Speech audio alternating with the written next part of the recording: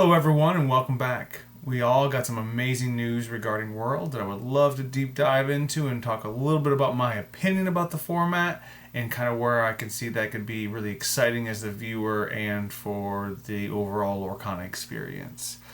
This video isn't going to be a deep dive into the formats and how they're exactly going to play out. I will go over a little bit about what the formats are and how competitors will participate in those. But I think other creators have done a really good job of explaining the minutia of kind of the formats. Individuals like Lorcana Villain have great videos regarding the formats and what that is going to look like for competitors. So the two formats, the first being Super Sealed, where Super Sealed is like any other seal event. Competitors will get product. They will break that product and create a competitive 50-card deck that is made up of up to 3 ink colors. I think this format is fair, right? I think they're going to have plenty of card choices to create really cool, innovative decks. I think as a viewer, it's going to be really interesting to see the combos and maybe some cards that don't necessarily get active play in like the meta, how they can be utilized in a sealed format to be beneficial. I think this really can test the deck building skills and the creativity and knowledge of the game of these competitors. I think it can provide really great opportunity for competitors to really show not only their ability to play the game, but to be creative, innovative, and think on their toes when it comes to creating a synergistic deck to be competitive with. There are some downsides. I mean, I think the first major downside is this card variance. You know, when you're playing sealed, I don't know if you all had that experience, but I definitely have had the experience of pulling a whole lot of nothing, and then I've had times where I've pulled a whole lot of everything, because certain dynamics in sealed can be really beneficial. I mean, let's even talk about how evasive, the keyword evasive is just super powerful in sealed formats, just because you don't get a lot of evasives, and so like those evasive cards or cards that engage with some board presence, such as like I said, evasive and other draw mechanics are really kind of very powerful inside of that sealed dynamic, and sometimes you just don't get great packs. I know that they're getting multiple booster packs, and I know that they're probably 4 booster packs from each set. So I mean, there's going to be plenty of card choice, but like the variance of card quality inside of those packs can vary from person to person. But again, I think as a viewer, it's going to be really interesting. I'm curious to see how they're going to show us the process of building, if they're going to show us that process. I know they have 60 minutes, so I don't know if they're going to actively show the competitors breaking the product and building the decks, and maybe have some commentary based on that, which I think could be interesting to have some of the casters talk about their opinions about different card choices and how those can lead to different deck builds and combinations and win conditions.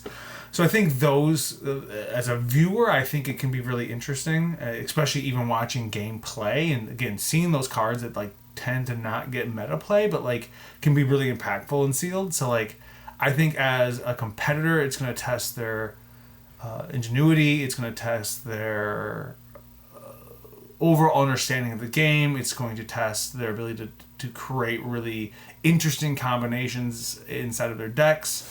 But again, the downside being like what we discussed. And I think for a viewer, and even for like the streamer, the casters, I think it's going to be a really great opportunity to kind of talk about the game theory, not just application. Because I know at a higher level, the conversation can be more about play, decision, card text, more of the minutia of the game. But I think this taps into game theory, right? The theory of what is a win condition, what is a combination, what's a mid-range deck, what's a control deck. Like for a lot of players that are getting in to TCGs for the first time, being able to have an entry level conversation about those pieces, right? Okay, what's the win condition of that deck that they're building, so that when we approach our own deck building, we can engage in that kind of process. But also, like, when we're playing inside of the meta, we can understand at a higher level of, like, oh, this is where they're trying to get, so how can I counteract that win condition for whatever particular deck we're playing. I think that's really beneficial, and I think if some of the casters can lean into that, I think that can be really kind of a cool experience for the community to kind of see some of those pieces, and also get see the creative decks that are built. The next is going to be the triple deck constructed format. I'm really excited about this. I think this is a great opportunity to highlight the overall skills of these players.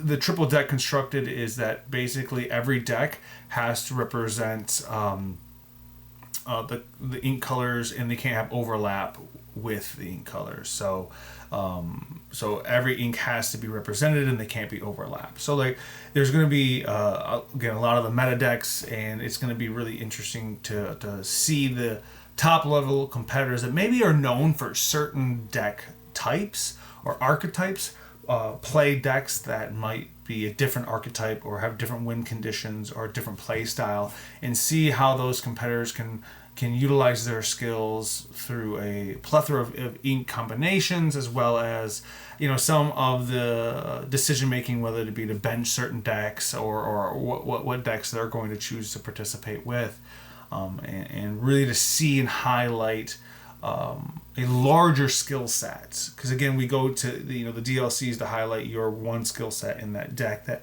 for a lot of players play that specific ink combination for long periods of time and almost become a master at that ink pairing. So I think Worlds being a demonstration of ingenuity, creativity, game theory, but also a demonstration of competence and proficiency at all the ink possibilities that can be there. I really think that can be a really powerful demonstration of these competitors' skill sets. So I really like the triple deck constructed format. I wouldn't even mind that maybe finding its way into some form of local tournaments or things of that nature, even though that does make time a little more challenging. But I think it's a really great idea. I think it really puts forth the point of this game is not to be what makes someone good at this game is a high level of collectivistic skill sets, and not just a proficiency at one skill set. And I think that is going to be really cool to watch, really interesting to see. It's also going to be interesting to see what kind of techs and deck techs happen with individuals that are going to go in, and how they're going to try to get a one-up on their competitors with a different strategy. So I'm really excited about this. I think this is going to do nothing but help the viewer experience, because I think watching a lot of mirror matches or watching a lot of the same matches over and over again can be a little bit on the drier side for the viewer. So I think watching the gamesmanship, watching people play different decks and having to rotate those decks out, I think that's going to be a really great viewer experience. So I think overall, I'm really excited about the World experience. Unfortunately, can't go. I do live in the Tampa area, so I was really hoping to be able to go over to Orlando so I can experience that. But I'm going to get together with a group of people, and we're going to watch it and make a whole experience of it. So, like, I am very excited for this experience. I do hear people's concerns. I do hear people's feelings related to the formats, and their kind of feelings that it is not exactly what they want it to be, but I think it highlights the overarching theme of what the creators really want Disney Lorcana to be, is this like collectivistic approach to the game and not siloed hyper proficiency at one thing. So I think it demonstrates that next level of skill to show proficiency at a bunch of stuff all at once. But you let me know what you think. Leave a comment down below to tell me kind of how you feel about the format, what your thoughts and feelings are.